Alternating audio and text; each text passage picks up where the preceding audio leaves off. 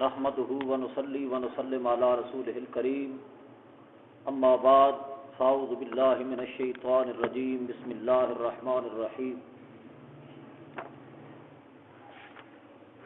رضي الله عنهم ورضوا عنه صدق الله العظيم ان الله وملائكته يصلون على النبي يا ايها الذين آمنوا صلوا عليه وسلموا تسليما الصلاة والسلام عليك يا سيدي يا رسول الله وعلى آلك وأصحابك يا سيدي يا حبيب الله.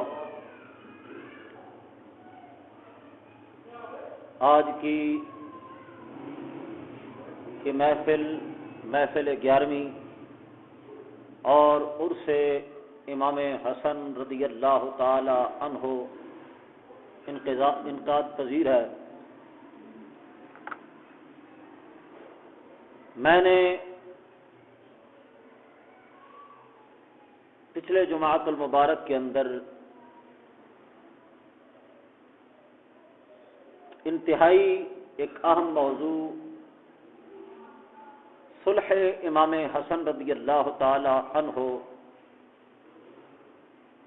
بیان کرنا شروع کیا تھا اور اعلان کیا تھا کہ آنے والے اتوار 11ویں شریف کی محفل کے اندر اس کی دوسری قسط پیش کروں گا. وعدے کے مطابق انتہائی مختصر وقت میں جہاں سے میں نے بات چھوڑی تھی وہاں سے ہی اس بات کو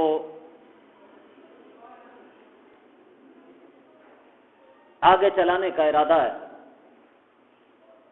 لیکن میں یہ جتنا آپ کے لیے پیش کر رہا ہوں اس سے بڑھ کر بہر والے جو لوگ ہیں ان کو سنانا مقصود ہے.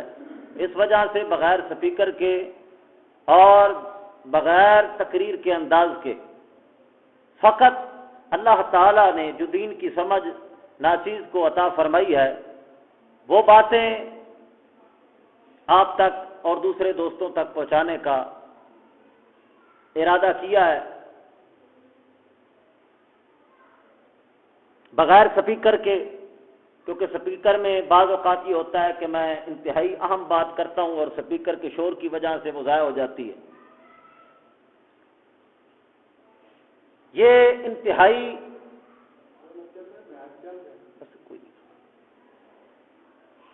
انتہائی اہم موضوع ہے. انشاءاللہ العزیز اس گفتگو کی سماعت کے بعد ناچیز پورے وثوق کے ساتھ کہتا ہے کہ کسی جانب سے صحابہ کرام پر کسی طرح کا بھی حملہ نہیں ہو سکے گا. یہ اللہ تعالیٰ کی خاص عطا ہے، جس کو چاہتا ہے عطا فرما دیتا ہے. ناچیز کو اللہ تعالیٰ نے صحابہ کرام کی محبت بھی دی ہے اور صحابہ کرام کی محبت اور انہی کے صدقے سے اللہ تعالیٰ نے دین کی حقیقت کو بھی سمجھایا ہے.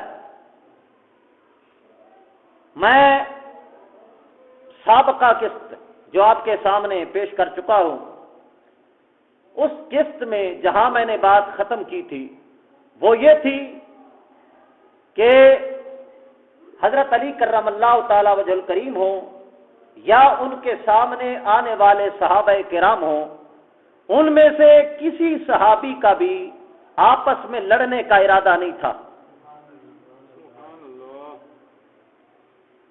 صحابہ کرام کا آپس میں لڑنے کا ارادہ نہیں، یہ کسی اور شرارتی کی شرارت ہے.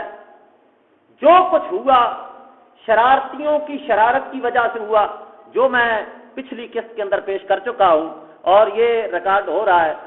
جو حضرات سننا چاہیں گے وہ مجھ سے رابطہ کر کے یہ سارا کچھ نیٹ پہ محفوظ ہوگا. جی آپ سن سکتے ہیں اور میرے پاس بھی یہ ساری قسطیں ہوں گی.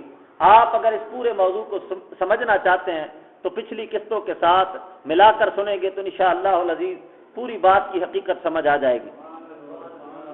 صحابہ کرام کا آپس میں لڑنے کا ارادہ نہیں ہے، نہ حضرت علی کرم اللہ تعالی وجہ الکریم، نہ ان کے مد مقابل آنے والے صحابہ کرام، ان کا نہ وہ لڑنے کا ارادہ کرتے ہیں نہ حضرت علی لڑنے کا ارادہ رکھتے ہیں۔ لڑنے کا ارادہ ان کا بھی نہیں ہے، لڑنے کا ارادہ ان کا بھی نہیں ہے۔ وہ مطالبہ کر رہے ہیں، اس مطالبے کے دشمن حضرت علی بھی نہیں ہے۔ ان کا جو مطالبہ ہے، خواہش علی بھی یہی ہے، حضرت علی بھی یہی چاہتے ہیں، اور صحابہ کرام کا جو مطالبہ ہے وہ بھی یہی ہے کہ آخر حضرت عثمان غنی رضی اللہ تعالی عنہ، خلیفہ ثالث عثمان غنی رضی اللہ تعالی عنہ کی شہادت ہوئی ہے، تو جو شہید کرنے والے ہیں وہ کون ہیں، کدھر ہیں؟ اے علی، یہ تمہاری بغلوں کے اندر چھپنے کی کوشش کر رہا ہے، لہذا ان کو ہم چھپنے نہیں دیں گے، فوراً ان کو سزا دینی چاہیے۔ بس بات اتنی تھی۔ حضرت علی کرم اللہ تعالی وجہ کریم فرماتے تھے کہ میں سزا دیتا ہوں، لیکن فی الحال کیونکہ میں آج حاکم بن رہا ہوں، آج حکومت پہ بیٹھ رہا ہوں، حضرت عثمان غنی پہلے سے حکومت فرما رہے تھے، جب ان کی بنی بنائی حکومت کے سامنے ان کی طاقت جب آئی تو حضرت عثمان غنی رضی اللہ تعالی عنہ کو انہوں نے شہید کر دیا۔ ان کی تو بنی بنائی حکومت تھی، میں آج بنا رہا ہوں، ابھی تک میری حکومت مستحکم نہیں ہوئی۔ اگر آپ اس طرح کریں گے کہ مجھے خواہ مخواہ یہ کہیں گے کہ ان قاتلین کو پکڑ پکڑ کر مارا جائے، قتل کیا جائے، تو جب میں یہ اقدام کروں گا تو ہماری حکومت ہمارے ہاتھ سے چلی جائے گی۔ یہ اہل سنت کی صحیح روایات کے اندر بیان آیا ہے، لیکن اہل سنت کی بیان کتابوں سے بیان کرنے سے قبل میں یہ دوسرے مذہب کی معتبر ترین کتاب نہج البلاغہ سے پیش کرتا ہوں۔ نہج البلاغہ یہ مد مقابل مذہب جو صحابہ کرام پر حملہ کرتا ہے، یہ اس مذہب کی کتاب قرآن کے بعد سب سے مستند کتاب جس کو وہ گردانتے ہیں، سب سے مستند کتاب جس کو کہا جاتا ہے وہ نہج البلاغہ ہے۔ قرآن کے بعد، ہمارا قرآن نہیں، ان کا قرآن، ان کے قرآن کے بعد جس کتاب کو وہ قرآن کے بعد مانتے ہیں اور کہتے ہیں قرآن کے بعد جس کتاب کا درجہ ہے وہ نہج البلاغہ ہے، بلکہ بعض اوقات تو وہ قرآن سے بھی بڑھا بڑھا کے پیش کرتے ہیں ہمارے قرآن سے۔ یہ کتاب، اس کتاب کا صفحہ نمبر 444، صفحہ نمبر 444، صحابہ کرام کا مطالبہ کیا ہے جی؟ بعد ما بوئیا بالخلافت وقد قال له قوم من الصحابة لو عاقبت قوما ممن اجلب على عثمان فقال عليه السلام یا اخوتاه انی لست اجهل ما تعلمون ولكن كيف لي بقوة والقوم المجلبون على حد شوکتهم۔ صحابہ کرام نے جس وقت حضرت علی کرم اللہ تعالی وجہ الکریم کی بوئیا بالخلافت، خلافت کی بیعت لی گئی، تو قد قال لهم قوم من الصحابۃ، صحابہ کرام میں سے ایک قوم نے کہا، فقط مطالبہ علی کا نہیں ہے، حضرت امیر معاویہ کا نہیں ہے، مطالبہ فقط حضرت طلحہ کا نہیں ہے، فقط حضرت زبیر کا مطالبہ نہیں ہے، فقط حضرت عائشہ صدیقہ کا مطالبہ نہیں ہے، فقط حضرت انس بن مالک کا مطالبہ نہیں ہے، فقط حضرت ابو دردہ کا مطالبہ نہیں ہے، صحابہ کرام میں سے ایک بہت بڑی جماعت کا مطالبہ تھا۔ انہوں نے مطالبہ کیا، لو عاقبت قوما ممن اجلب علی عثمان، انہوں نے کہا عثمان غنی رضی اللہ تعالیٰ عنہ کو شہید کیا گیا ہے، لہذا جتنے بھی قاتلین ہیں ان کا تعاقب کیا جائے اور ان کو فوراً سزا ملنی چاہیے۔ لیکن حضرت علی کرم اللہ تعالیٰ وجہ الکریم نے یہ نہیں فرمایا میں سزا نہیں دوں گا یا تم میرے دشمن ہو۔ حضرت علی نے کیا فرمایا؟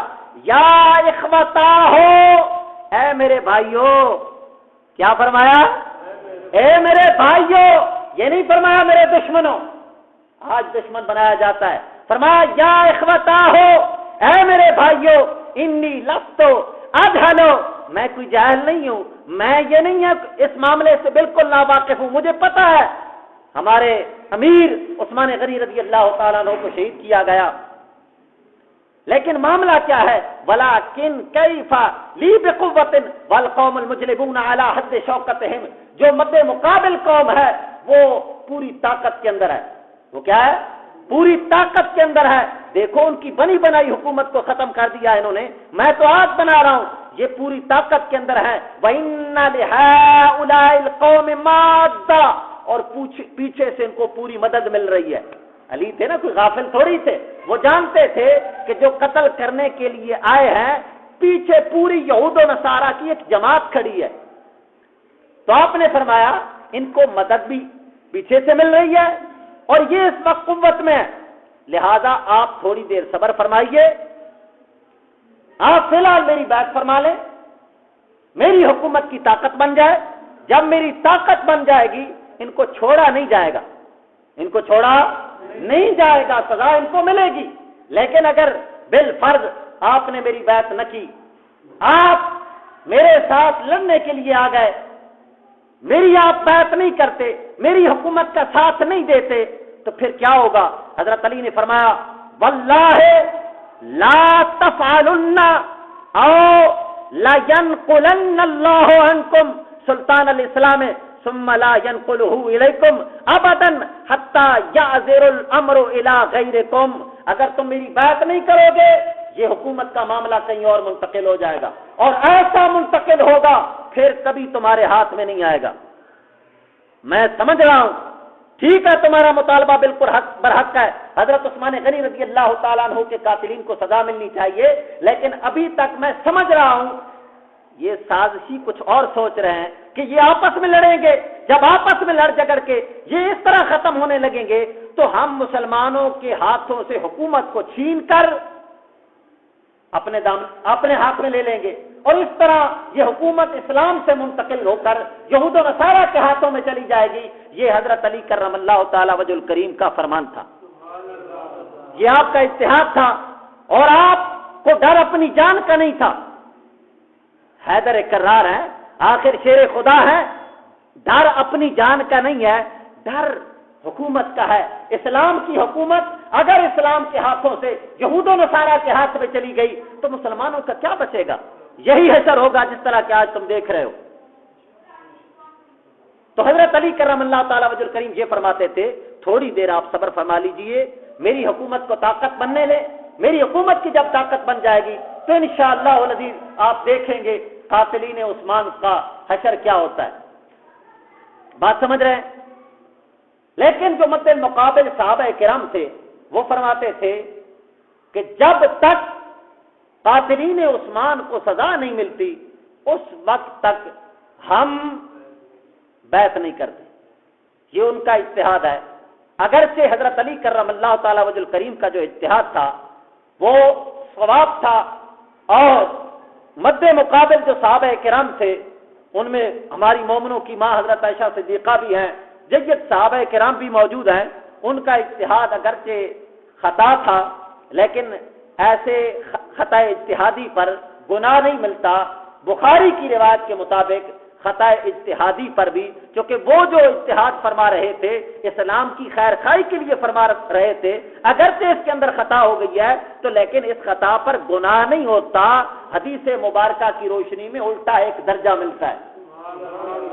بخاری کی روایت کہتی ہے کہ جب دین کے سلسلے میں کوئی مجتہد اجتہاد کرتا ہے، اس کا اجتہاد غلط واقع ہو، خطا واقع ہو، اللہ تعالیٰ مجتہد کو ایک اجر عطا فرماتا ہے، اور اگر اجتہاد درست واقع ہو، ایک روایت میں 2 درجے اور ایک روایت میں ہے کہ اللہ تعالیٰ اس کو 10 نیکیاں عطا فرماتا ہے. حضرت علی کرم اللہ تعالیٰ وجہ الکریم کا اگرچہ اجتہاد درست تھا لیکن دوسروں کا خطا تھا، لیکن اس خطا کی وجہ سے ان کو بھی پکڑا نہیں جا سکتا. آخر میں پہلے عرض کر رہا ہوں یہ خون عثمان کا مطالبہ ہے. کس کا مطالبہ ہے؟ ذات کا جھگڑا نہیں تھا، جھگڑا حکومت کا نہیں تھا کہ فلاں کون ہے وہ نہ بنے میں بنوں، یا یہ نہ بنے وہ بنے. اس طرح کا جھگڑا نہیں ہے. یہ کتوں کی طرح ہڈیوں پہ جھگڑنا یہ آج کے وحشیوں کا کام ہو سکتا ہے. وہ صحابہ کرام تھے، دنیا تو ان کے در کی لونڈی تھی. سمجھ آئی کہ نہیں آئی؟ وہ حکومت کے لیے نہیں لڑ رہے تھے، وہ مال کے لیے نہیں لڑ رہے تھے، آگے مد مقابل آنے والے جو صحابہ کرام ہیں وہ خون عثمان کا مطالبہ کر رہے ہیں، اور انہوں نے وہ روایات سامنے رکھی ہوئی ہیں جس طرح کہ پہلے میں مجمع الزوائد سے پیش کر رہا ہوں کہ اگر خون عثمان کا مطالبہ نہ کیا جاتا تو آسمان سے پتھر برستے۔ آخر امیر المومنین ہے، کوئی عام بندہ تو نہیں ہے، حضور کے داماد ہیں، حضور اکرم صلی اللہ تعالی علیہ وسلم کی 2 بیٹیاں ان کے نکاح میں ہیں، تو وہ اس ڈر سے مطالبہ کر رہے ہیں خون عثمان کا۔ لیکن حضرت علی کرم اللہ تعالی وجہ الکریم بھی انکار نہیں فرما رہے، فرماتے ہیں تھوڑی دیر میری حکومت کو مستحکم ہونے دیں، مضبوط ہونے دیں، انشاءاللہ العزیز کر لیں گے ان کا بھی۔ جب یہ باتیں ہوئی تو یہود و نصارہ نے جو درمیان میں سازشی تھے، عبداللہ ابن سبا اور اس کی تیار کردہ جماعت، انہوں نے کچھ ادھر ہو گئے کچھ ادھر ہو گئے، یہ سارا افراتفری کر کے انہوں نے ادھر سے ادھر اور ادھر والوں نے ادھر حملہ کر دیا۔ اس طرح حضرت علی کرم اللہ تعالی وجہ الکریم اور آپ کے ساتھ صحابہ کرام اور حضرت امیر معاویہ، حضرت عائشہ صدیقہ، حضرت طلحہ اور حضرت زبیر، وہ اور ان کے ساتھ صحابہ کرام، نہ یہ ان کو مارنے جا رہے ہیں نہ وہ ان کو مارنے آ رہے ہیں، فقط اس فتنے کو رفع دفع کرنے کے لیے وہ بھی آگے بڑھے، یہ بھی آگے بڑھے۔ درمیان میں جو قتل و غارت ہو رہا تھا یہ سارا کا سارا کون کر رہے تھے؟ سازشی گروپ کر رہا تھا۔ بات سمجھ رہے ہیں؟ نہ کہنا ادھر سے کسی صحابی نے ادھر صحابی کو شہید کیا، ادھر سے کسی صحابی نے صحابی کو شہید کیا یا کرنے کا ارادہ رکھتا ہے، خبردار ایسی کوئی بات نہیں ہے۔ میں صحیح روایتوں سے پیش کر چکا ہوں، جب حضرت طلحہ رضی اللہ تعالیٰ عنہ کی شہادت ہوئی، حضرت علی کرم اللہ تعالیٰ وجہ الکریم واپس آ رہے ہیں، دیکھا حضرت طلحہ شہید پڑے ہیں، حضرت علی کرم اللہ تعالیٰ وجہ الکریم اپنی سواری سے نیچے اترتے ہیں، اترنے کے بعد حضرت طلحہ کو بٹھایا، وہ شہید ہو چکے تھے، فوت ہو چکے تھے، حضرت طلحہ نے کو حضرت علی نے بٹھایا اور کبھی چہرہ صاف کر رہے ہیں، کبھی داڑھی صاف کر رہے ہیں، اور فرماتے ہیں کاش علی اس سے 20 سال پہلے فوت ہو چکا ہوتا۔ علی کا نعرہ مارنے والوں نے صحابہ کرام کو شہید کر دیا، نام علی کا، نعرہ علی کا، مارے صحابہ کرام جا رہے ہیں، یہ علی والے نہیں ہیں، یہ علی والے نہیں ہیں۔ حضرت علی فرماتے ہیں یار میرا نعرہ لگانے والوں نے صحابہ کرام کو شہید کر دیا۔ حضرت علی فرماتے ہیں کاش علی اس سے 20 سال پہلے فوت ہو چکا ہوتا۔ یہ روایت صحیح ہے۔ اور دوسری سنیے، اس طرح کی بے شمار روایات ملتی ہیں جن کے اندر آتا ہے حضرت علی کرم اللہ تعالی وجہ الکریم نے دعا فرمائی کاش علی اس سے پہلے فوت ہو چکا ہوتا۔ حضرت امام بخاری، جن کی بخاری ہے، انہوں نے تاریخ الکبیر کے اندر ایک روایت کو نقل فرمایا کہ حضرت علی کرم اللہ تعالی وجہ الکریم جب جنگ صفین سے واپس آ رہے تھے، واپس آتے ہوئے حضرت علی کرم اللہ تعالی وجہ الکریم یہ فرما رہے تھے کاش علی کو ماں نے جنا ہی نہ ہوتا، کاش علی کو ماں نے جنا ہی نہ ہوتا، کاش علی اس سے پہلے ہی مر چکا ہوتا۔ میرے ہاتھ سے مسلمانوں، میرے نعرہ لگانے والوں نے مسلمانوں کو مار دیا۔ ثابت ہوا یہ خود مارنا نہیں چاہتے، یہ خود مارنا نہیں چاہتے۔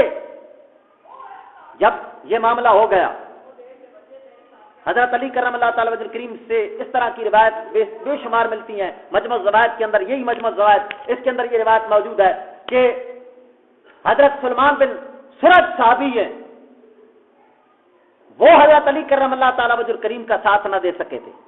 ان جنگوں میں حضرت علی کا انہوں نے ساتھ نہیں دیا تھا۔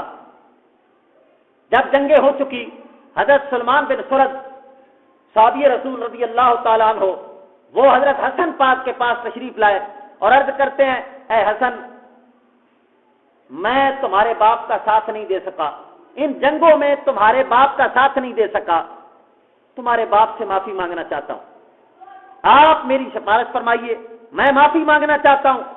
حضرت حسن پاک نے کیا فرمایا؟ آپ نے فرمایا فقال الحسن ما تصنع بهذا لقد رأيتني وهو يلوذ بي وهو يقول يا حسن ليتني مت قبل هذا ب20 سنة۔ فرمایا اے سلمان بن سرد، تو علی سے معافی مانگنے جا رہا ہے کہ میں شریک کیوں نہیں ہوا؟ حضرت علی جو شریک ہوئے ہیں، حضرت حسن فرماتے ہیں میں نے خود سنا، میرے والد فرماتے تھے اے حسن کاش علی اس سے 20 سال پہلے بہت ہو چکا ہوتا، علی تو خود جانے پر راضی نہیں ہے، تو نہ جانے پہ معافی مانگ رہا ہے۔ کل سمجھ آئی کہ نہیں ہے؟ وہ لڑنا نہیں چاہتے تھے، وہ جھگڑنا نہیں چاہتے تھے۔ باقی جو معاملہ بھی ہوا یہ فتنے بازوں نے کیا، فتنے بازوں نے جو بھی کیا نہ یہ ان سے لڑنا چاہتے ہیں نہ وہ ان سے لڑنا چاہتے ہیں۔ باقی اب صحابہ کرام کے خلاف جو بکواسیں کی جاتی ہیں کہ حدیث مبارکہ کے اندر آتا ہے حضور اکرم صلی اللہ تعالی علیہ وسلم نے فرمایا علی سے محبت مومن کرتا ہے اور علی سے دشمنی منافق کرتا ہے۔ فرمایا لا يحب علی منافق ولا یبغضہ مومن، فرمایا علی سے مومن ہی محبت کرے گا اور علی سے بغض منافق ہی رکھے گا۔ اس حدیث مبارکہ کو سامنے رکھ کر صحابہ کرام پر تیر چلائے جاتے ہیں۔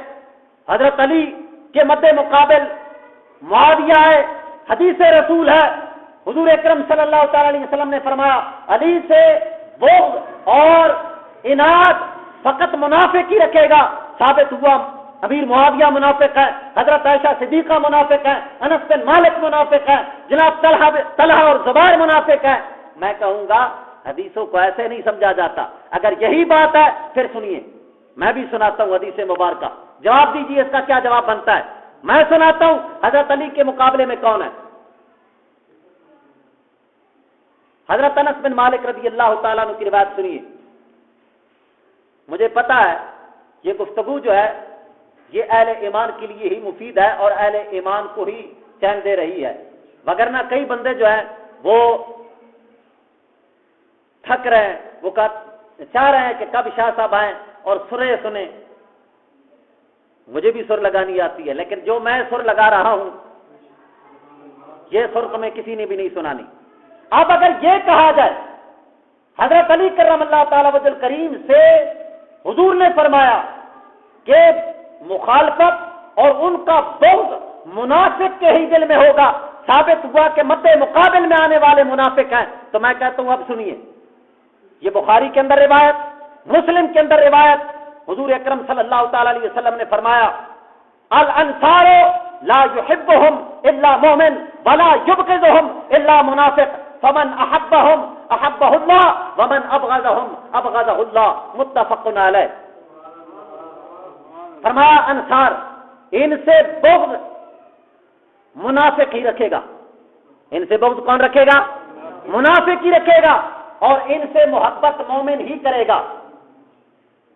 انصار سے بغض کون رکھے گا؟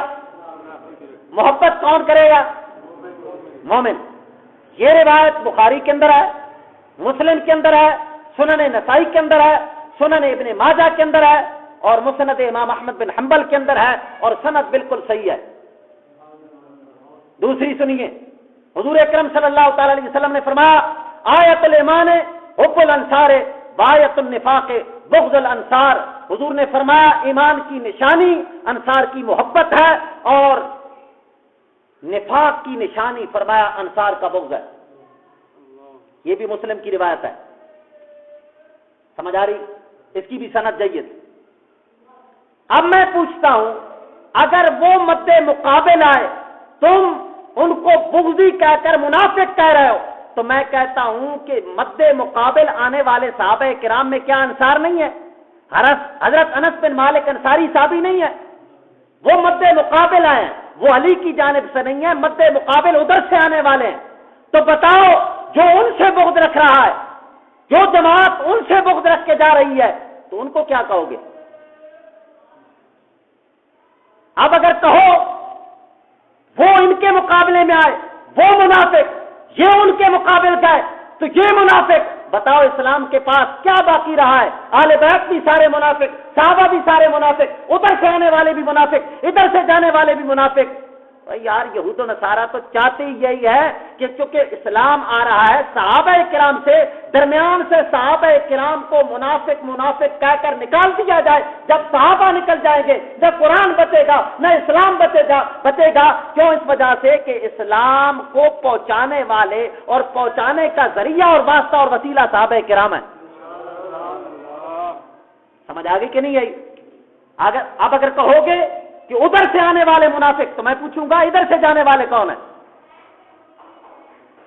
اگر اس رواج کے بارے میں تم کہو کہ اس کی سند جید ہے، تو اس کی سند کیا جید نہیں ہے؟ یہ کیا بخاری اور مسلم کے اندر نہیں ہے؟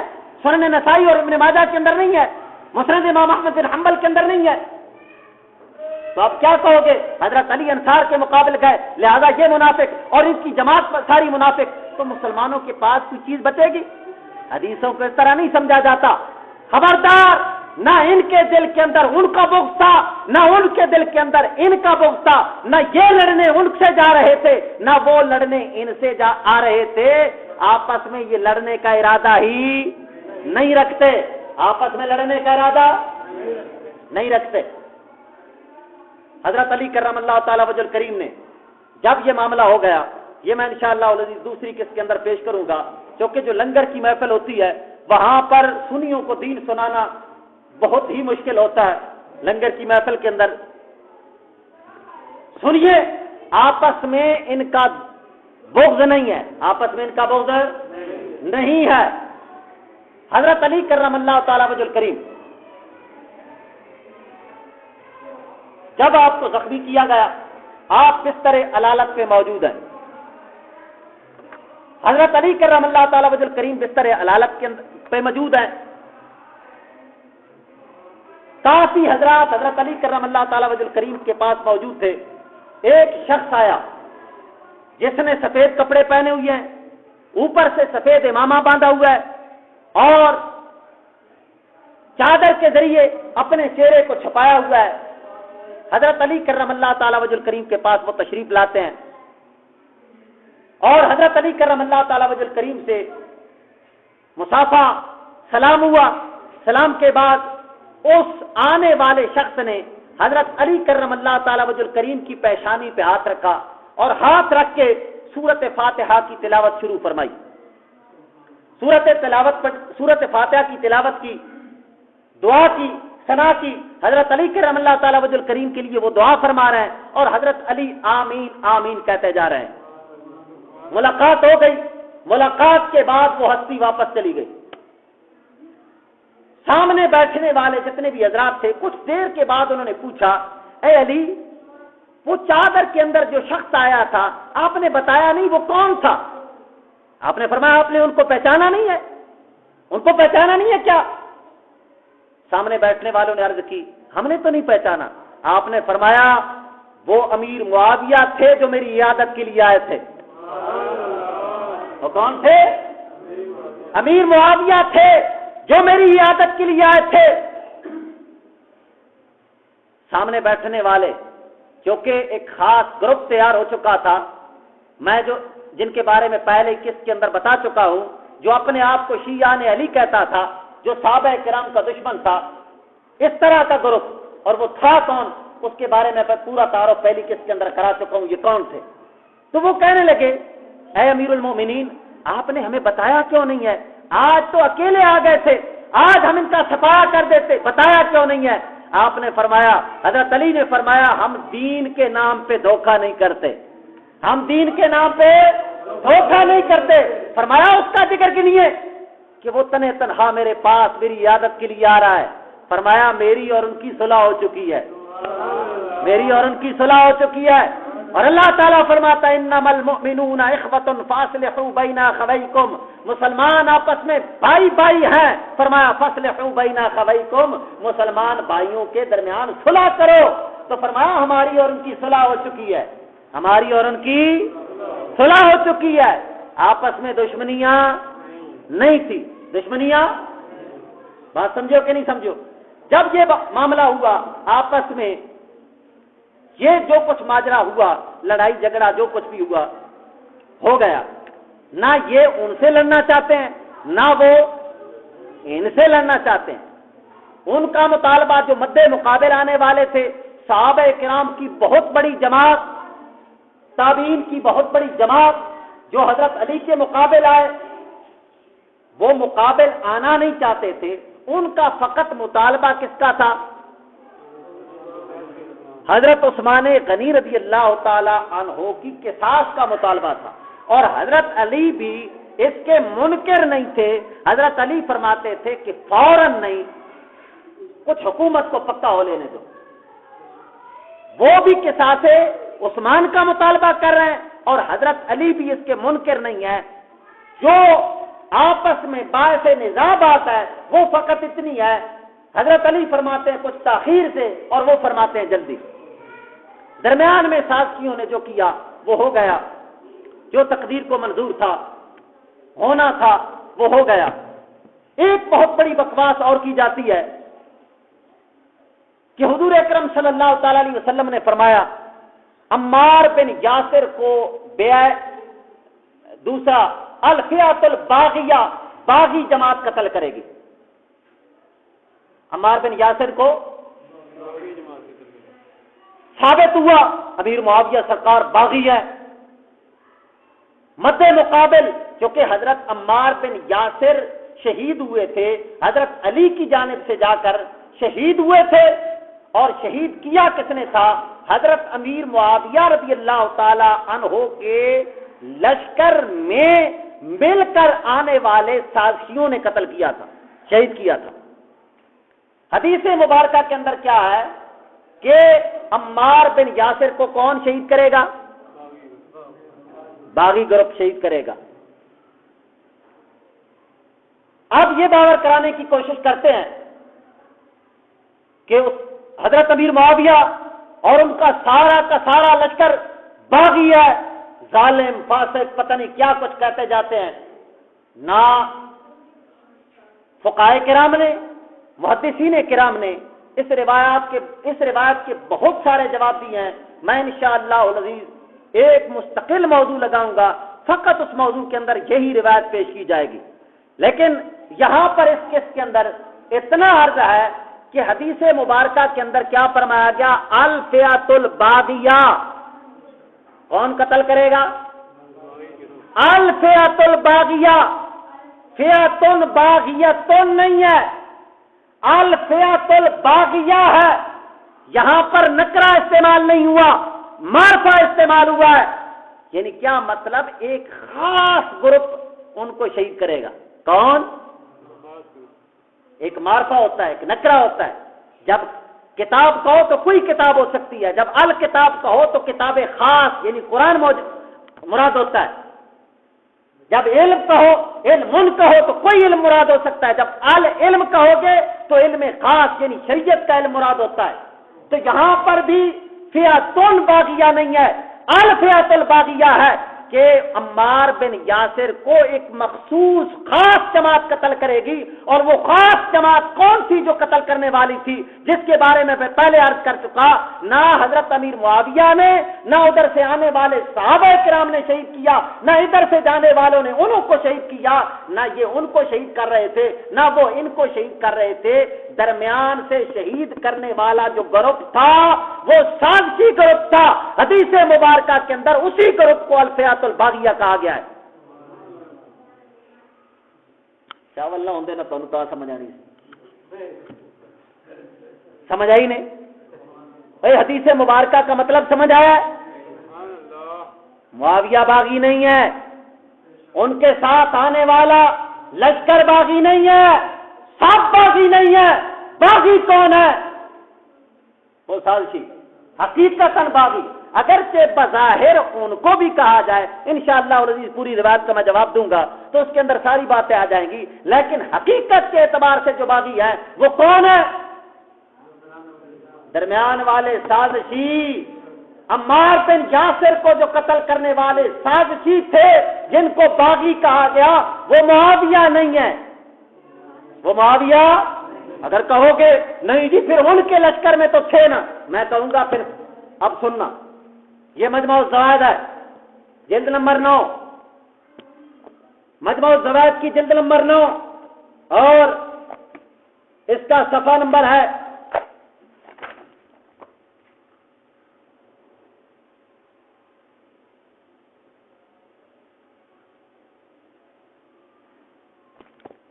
46، 146، صفحہ نمبر 146۔